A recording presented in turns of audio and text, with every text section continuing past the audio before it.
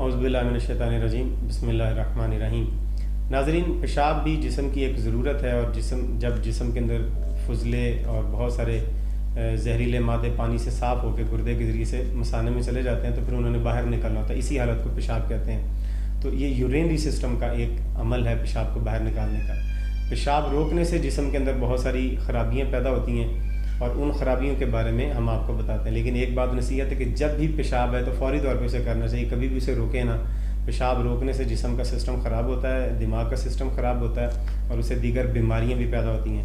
تو ان مسائل پر بات کرتے ہیں جو پیشاب روکنے سے پیدا ہوتے ہیں۔ سب سے پہلا ہے مثانے اور پیشاب کی نالی میں شدید جلن اور درد ہوتا ہے۔ دوسرا ہے پیشاب نہایت تکلیف کے ساتھ اترتا ہے، یعنی جب ہم بار بار پیشاب کو روکتے ہیں تو پھر مستقل ہی حالت بن جاتی ہے کہ جب بھی پیشاب ہے تو پھر وہ بڑی تکلیف کے ساتھ آتا ہے۔ تیسرا ہے کہ سر میں سخت درد ہوتا ہے، کیونکہ یہ یورینری سسٹم بھی دماغ کے آرڈر کے تحت چلتا ہے، تو جب ہم پیشاب کو روک کے رکھیں گے تو دماغ میں پھر خلل پیدا ہوگا اور اس کی وجہ سے سر میں درد ہوگا۔